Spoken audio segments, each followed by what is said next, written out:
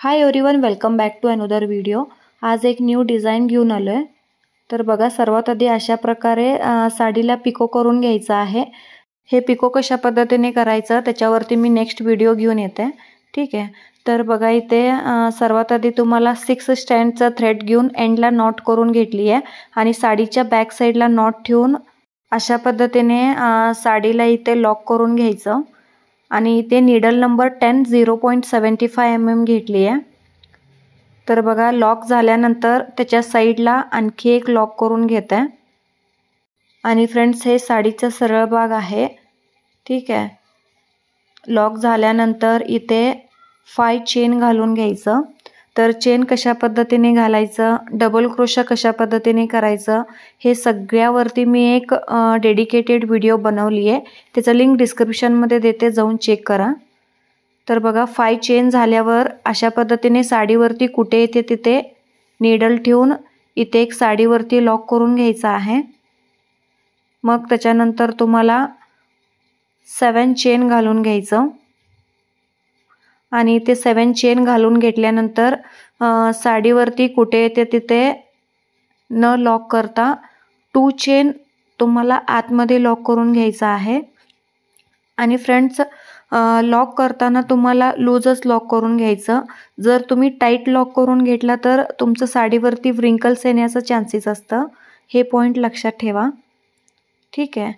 तर बघा, इथे लॉक झाल्यानंतर अशा प्रकारे तुमचं हे जे चेन आहे यू शेपमध्ये दिसेल।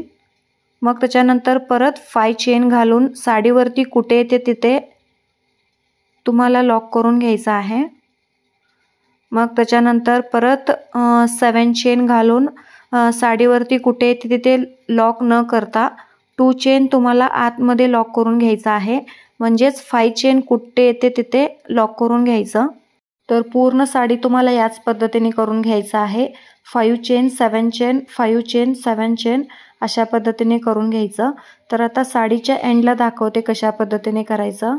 तर बघा, इथे मी बेसलाईन अशा पद्धतीने कंप्लीट करून घेतली आहे। तर बघा, 7 चेन झाल्यानंतर इथे 5 चेन घालून अशा पद्धतीने साडीवरती कुठे येते तिथे लॉक करून घेतली आहे। मग त्याच्यानंतर 2 चेन घालून इथे अशा प्रकारे थ्रेडला कट करून थ्रेडला ओढून घ्यायचं, म्हणजे ते थ्रेड तिथे लॉक होतं, ठीक आहे। तर बघा, इथे सेकंड स्टेप दाखवते कशा पद्धतीने करायचं।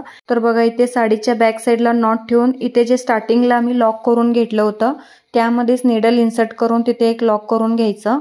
मग त्याच्या साइडला आणखी एक लॉक आहे, त्या लॉकमध्ये नीडल इन्सर्ट करून तिथे एक लॉक करून घ्यायचं, ठीक आहे। त्याच्यानंतर हे जे 5 चेन आहे त्या चेनवरती तुम्हाला 2 सिंगल क्रोशा करून घ्यायचा आहे। मग त्याच्यानंतर नीडलवरती अशा पद्धतीने थ्रेड रोल करून हे जे 7 चेन आहे त्या चेनमध्ये नीडल इन्सर्ट करून अशा पद्धतीने थ्रेड ओढून घ्यायचं। मग इथे नीडलवरती 3 लूप असतात, आधी फर्स्ट 2 लूपमधनं थ्रेड ओढून घ्यायचं, मग लास्ट 2 लूपमधनं थ्रेड ओढून घ्यायचं आहे, तेव्हा ते एक डबल क्रोशा होतं। अशा पद्धतीने तुम्हाला ह्या चेनवरती किती डबल क्रोशा होतं तेवढं तुम्हाला डबल क्रोशा करून घ्यायचं आहे, ठीक आहे। तर बघा, हे 2 डबल क्रोशा करून घेतलो, हे तिसरं डबल क्रोशा करून घेते।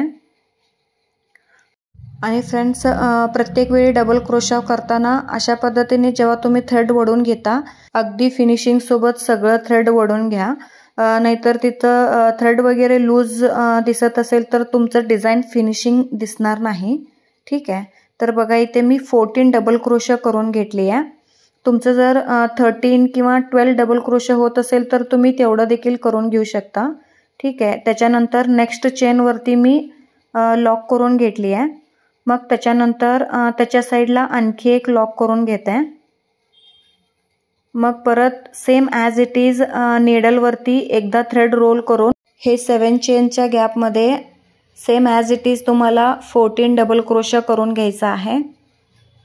तर बघा, हे एक डबल क्रोशा करून घेतलो, असे same as it is me इथे 14 डबल क्रोशा करून घेतली आहे। त्याच्यानंतर परत तुम्हाला नेक्स्ट 5 चेनचा गॅपवरती अशा पद्धतीने लॉक करून घ्यायचं। मग इथे लॉक झाल्यानंतर त्याच्या साईडला आणखी एक लॉक करायचं, ठीक आहे। मग परत सेम ॲज इट इज तुम्हाला नीडलवरती एकदा थ्रेड रोल करून परत नेक्स्ट 7 चेनचा गॅपमध्ये 14 डबल क्रोशा करून घ्यायचा आहे. तर पूर्ण साडी याच पद्धतीने करून घ्यायचं. तर आता साडीच्या एंडला बघा इथे शेवटच्या 5 चेनचा गॅपवरती तुम्हाला इथे लॉक करून घ्यायचा आहे. मग त्याच्या साईडला आणखी एक लॉक करून घेते. मग इथे लॉक झाल्यानंतर हे जे शेवटला लॉक करून घेतलं होतं त्यामध्ये नीडल इन्सर्ट करून तिथे एक लॉक करून घेतो. मग लॉक झाल्यानंतर साडीला अशा पद्धतीने पलटून घ्यायचं आहे. मग त्याच्यानंतर हे जे सिंगल क्रोशाचं होल आहेत त्या होलमध्ये नीडल इन्सर्ट करून अशा पद्धतीने लॉक करून घ्यायचं. तर बघा त्याच्या साईडला आणखी एक सिंगल क्रोशा आहे त्यामध्ये देखील नीडल इन्सर्ट करून अशा पद्धतीने लॉक करून घेते. तर आता हे जे आर्च आहे त्या आर्चच्या प्रत्येक होलमध्ये तुम्हाला अशा पद्धतीने नीडल इन्सर्ट करून इथे लॉक करून घ्यायचं आणि मिडलमध्ये तुम्हाला 2 बीड इन्सर्ट करून घ्यायचा आहे. तर बघा इथे अशा पद्धतीने थ्रेड वरती करून त्या थ्रेडमध्ये स्मॉल बीड इन्सर्ट करून इथे नेक्स्ट होलमध्ये अशा प्रकारे नीडल इन्सर्ट करून तिथे लॉक करून घ्यायचं आणि परत तुम्हाला इथे अशा प्रकारे थ्रेड वरती करून त्या थ्रेडमध्ये आणखी एक बीड इन्सर्ट करून परत नेक्स्ट होलमध्ये इथे नीडल इन्सर्ट करून अशा पद्धतीने लॉक करून घ्यायचं. मग त्याच्यानंतर परत नेक्स्ट होलमध्ये अशा प्रकारे नीडल इन्सर्ट करून इथे लॉक करून घ्यायचं.